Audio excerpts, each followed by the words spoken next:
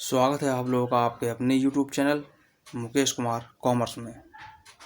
और आज हम सीखने जा रहे हैं थ्योरी को। पिछली वीडियो में हमने सीखा था साझेदारी का अर्थ, साझेदारी की परिभाषा, साझेदारी की शुरुआत और साझेदारी के कारण। इसमें एकल व्यापार को भी सीखा था, लेकिन अब हम सीखने जा रहे हैं साझेदारी के लक्षण, यानी साझेदारी की विशेषताएं, जो इसकी प्रमुख विशेषताएं। अगर आप लोगों ने पिछली वीडियोज़ को नहीं देखा है तो पिछली वीडियोज़ को जा करके आप दे सकते हैं प्ले लिस्ट में साझेदारी फर्स्ट के नाम से चैप्टर बना हुआ है, प्ले लिस्ट बनी हुई है, आप उसमें देख सकते हैं। स्टेप बाय स्टेप उसमें बनी हुई हैं वीडियो, और साथ ही साथ उसमें न्यूमेरिकल पहले भी सिखाए दिए गए हैं और उसमें वीडियो पड़ी हुई हैं। और वीडियो अगर आप देखते हैं, न्यूमेरिकल सीखते हैं, तो थ्योरी भी बड़ी आसानी से समझ में आ जाएगी। और चैनल पर नए हैं तो चैनल को सब्सक्राइब करना ना भूलें और बेल आइकन को टच कर लें, जिससे आने वाली सारी वीडियो आप तक तुरंत पहुंच सकें। तो शुरुआत करते हैं साझेदारी की विशेषताएं।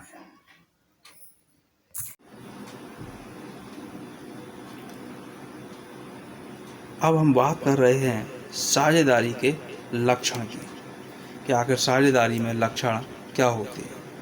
तो देखें,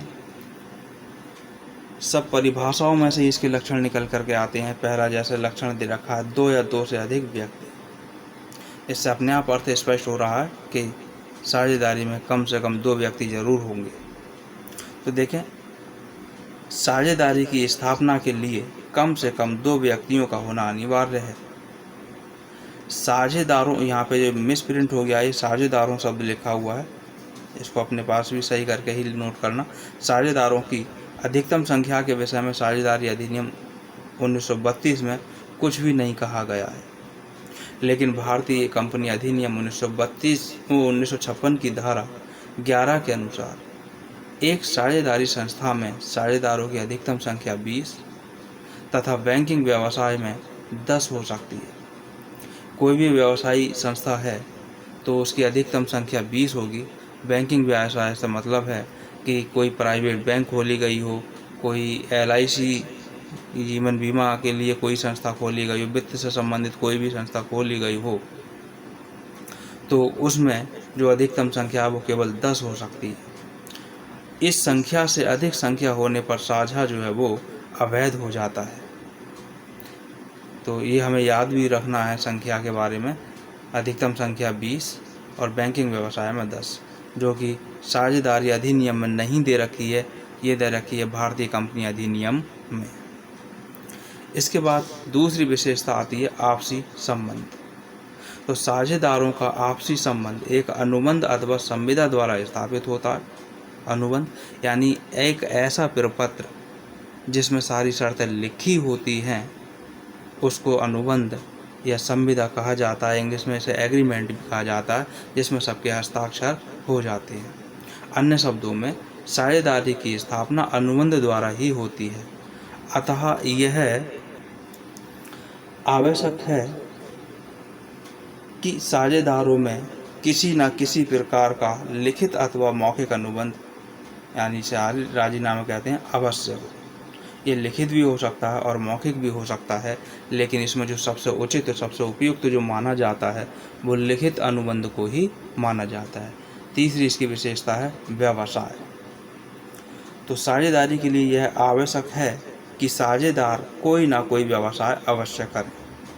व्यवसाय से आशय उन सभी कार्यों से, जैसे व्यापार, उद्योग, वाणिज्य तथा प्रत्यक्ष सेवाओं से है, जो लाभ कमाने के उद्देश्य से किए जाते हैं।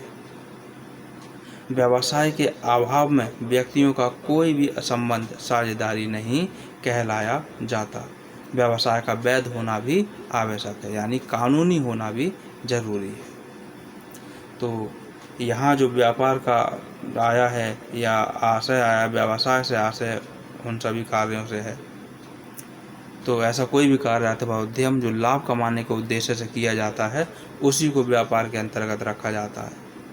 अगर कोई भी कार्य किया जा रहा है, उसका उद्देश्य लाभ कमाना नहीं है, तो उसे व्यापार के अंतर्गत नहीं रखा जाता।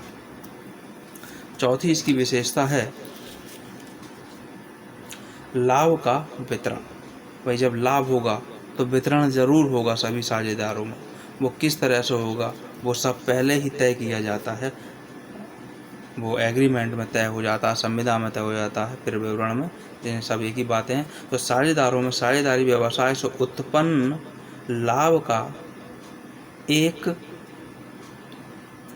निश्चित अनुपात में वितरण होना भी आवश्यक है। कोई भी ऐसा व्यक्ति जिसे फर्म के लाभ में से हिस्सा नहीं मिलता तो उसे साझेदार नहीं कह सकते, वो साझेदार नहीं कहला सकता।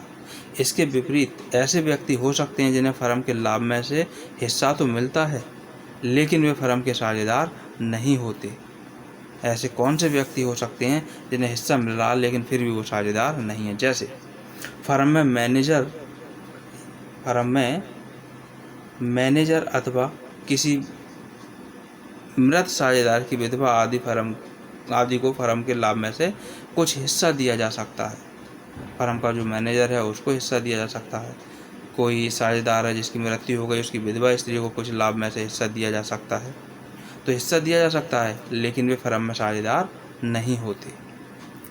यह बात गर्वित है कि साझेदार हानि का वितरण भी उसी अनुपात में करेंगे जिस अनुपात में वे लाभ का वितरण करते हैं।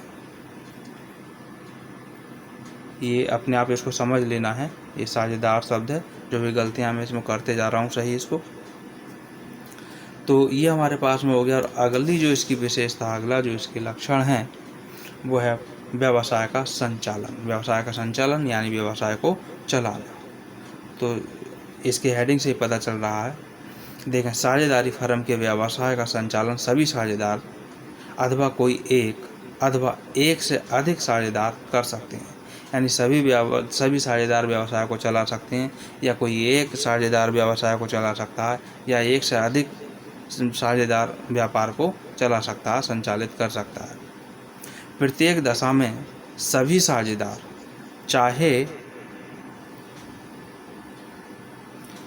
चाहे वे फर्म के संचालन में भाग ले अथवा नहीं, फर्म के कार्यों के लिए उत्तरदायी होंगे।